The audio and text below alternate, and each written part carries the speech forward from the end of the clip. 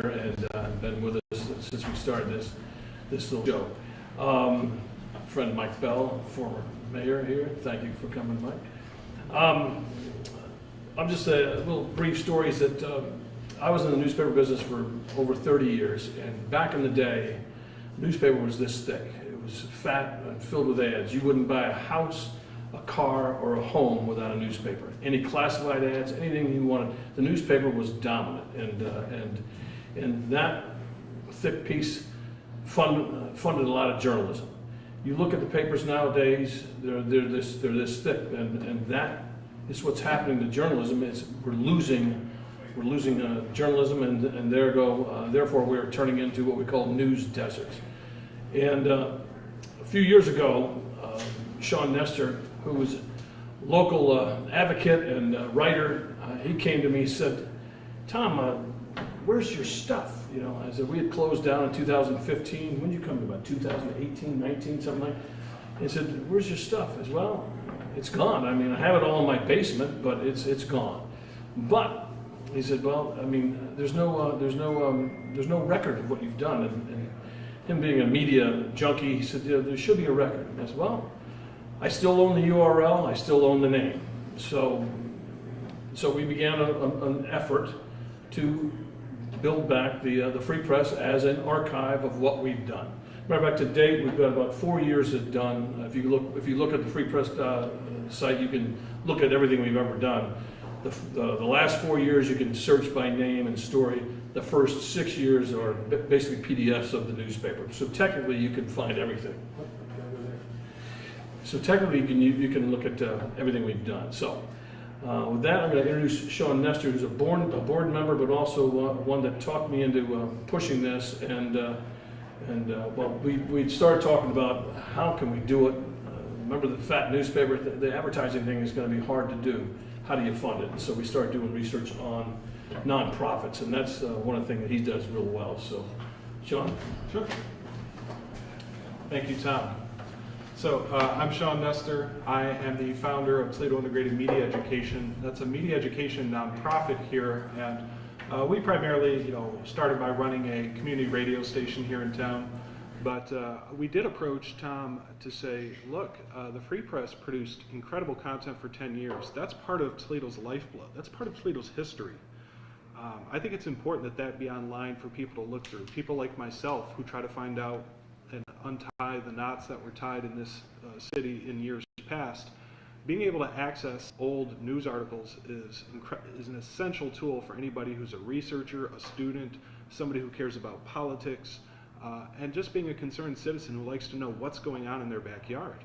So to Tom's credit, he listened to me. I don't think he knew me from Adam at the time, but we had some conversations. We built a bond of trust, and we were able to get the archives restored. And it was a great moment. But concurrent with that moment were some other disturbing trends that we couldn't ignore, okay? One of the trends is that in the last 20 years, over 2,600 local news outlets have closed their doors, including the Toledo Free Press. And so cities all over this country are losing access to local news.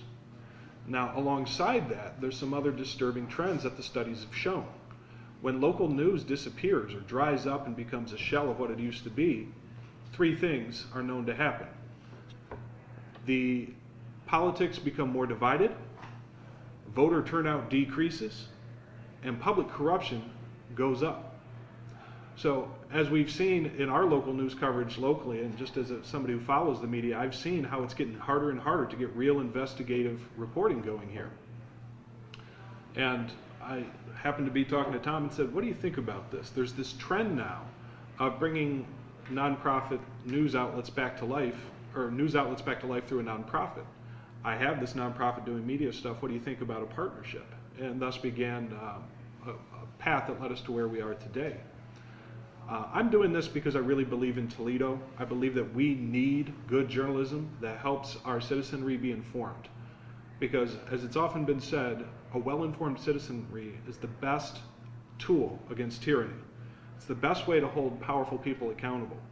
There are some studies that show giving money to local news outlets pays for itself, and just in the tax dollars you're going to save that are going to get misappropriated when nobody's looking at who's running the show. So we've got that duty and that obligation. At the same time, one of the things I love about the Toledo Free Press is that it always took a glass half full approach to Toledo. It was always here to cheerlead Toledo, to celebrate the victories, which at other times other people just weren't looking at. We've always said, we know Toledo is great, has great institutions, it has great people. We have all sorts of things, and we need to cheerlead that and to lift it up so that we can continue to elevate who we are as a city and as a citizenry. So that has led to where we are today. We are officially relaunching as a nonprofit news outlet as of today. We have hired our editor-in-chief, Lori King, who I'm going to invite to come up here and speak in just a moment. But I just want to close by saying that I really appreciate the way that this community has come together. And the reality is, as a nonprofit, we are going to be able to do as much or as little journalism as we're able to get funding for. We are independent. We are not funded by one wealthy entity or family or organization. We are going to be funded by the people. So for those with just a little bit of money to spare, we have a monthly donor system through Patreon that we encourage you to sign up. All of that's on the website. And if you've got a little bit more money to spare, we have what we call the First Amendment Society. This is for people who can contribute amounts of $1,000 or more for the first 3 years, making that commitment to help us get launched. And through the First Amendment Society, we're honoring the people who acknowledge that there's a reason freedom of the press is enshrined to our very First Amendment to the United States Constitution, because it's that essential to the livelihood of democracy and of our nation. And for those who are willing to step up to the cause, reach out to us. We'd love to bring you into the fold.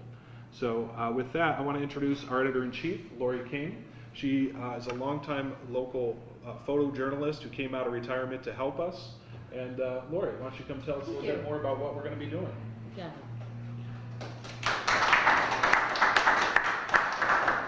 Standing ovation. So I definitely want to thank the board. And, fortunately, it was a few months ago, and I was invited by the press club to attend or sit on the panel of a freelance panel. I sat next to Sean, and I've been shooting Sean for taking pictures of Sean forever. And we just started talking, and we were talking about our backgrounds, and I said, well, I'm a retired military journalist. And he knew me as a local photojournalist. And I've been a long-time adjunct instructor at 4 different universities, and at one point, all at the same time, as I was working at the newspaper. So I had 3 podcasts going at the same time, so I've been busy. So when I told him that, he said, hey, we're looking for an editor-in-chief. All of those skills, we can use you. So June 3rd, they hired me, and I've been taking the revamped Toledo Free Press through different phases. So the first phase was hiring people. So I got, so Kelly McGilvery behind the camera. She was my the engagement editor, not mine, because don't you hate that when you're my reporter? And then Aaron Sackman Holden, who is the assignment editor. So thank you very much. I couldn't do it without you.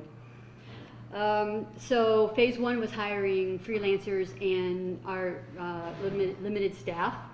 Phase 2 is building a brand new website.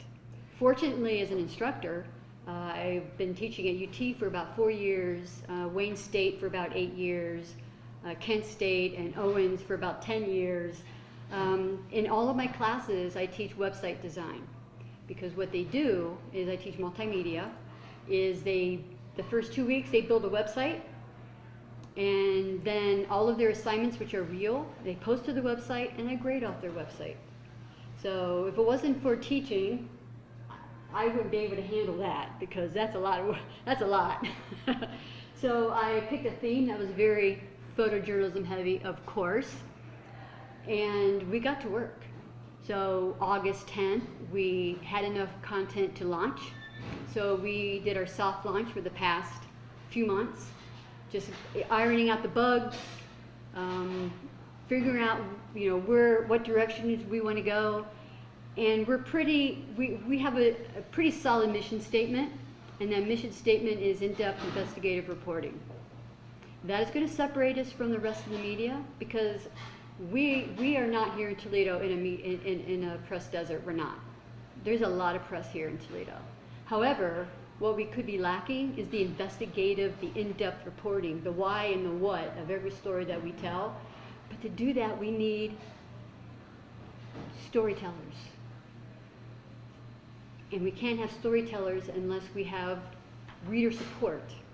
So again, we are currently, we've designed a donate button, a story tip line, and a subscribe button that will go on our website, and it should be up tonight. So it's not up, it was up, but it had issues. So we're fixing it, and it will be up. So if you believe in a free, robust, independent media, please support us, because we are there for the community. One other commitment that we're making is journalism education. So the 2 donations and grants that we've accepted so far, have actually been awarded so far, are for the hiring of paid journalism internships. So we are developing an internship program, and we'll be reaching out to Bowling Green, University of Toledo. That's our first 2 schools in Hillsdale. I think we have a commitment to them to train and mentor the next generation of journalists. Did I leave anything out? Yes, that is funded in part with a gracious donation from the Greater Toledo Community Foundation. you. We want to thank the sponsors for that grant. So thanks to the Community Foundation. And one more program that I want to highlight that will be coming shortly is a news literacy program that I'm very committed and proud of, that we will be doing, probably launching in a few months, but that is going to be, we're going to be going into senior citizen centers and schools and businesses, and we're going to be teaching our citizens about news literacy in today's day and age of fake news, conspiracy theories. How do you know what's real? We have a big problem right now of news distrust. We distrust our news sources, and we're in trouble because a free, robust press is the cornerstone of our democracy. So that's why I came back out of retirement, so we can help build that back, the trust in our local media. Thank you. Any questions? A couple things I want to mention. Besides the interns are both high school and college. We have deals with those 3 universities, like you said, so that starts pretty soon.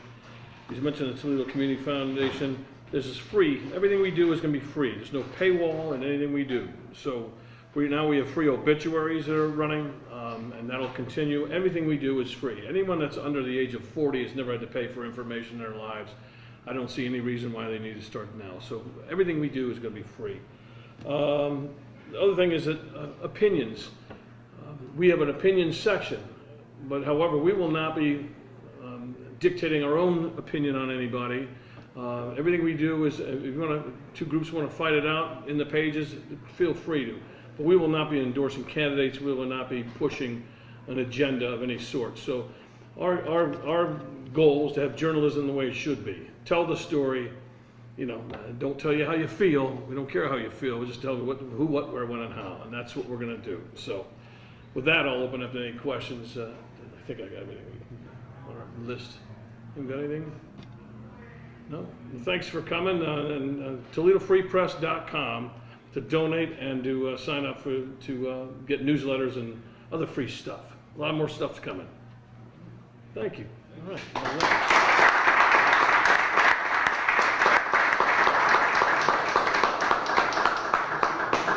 Standing ovation. A roar from the crowd.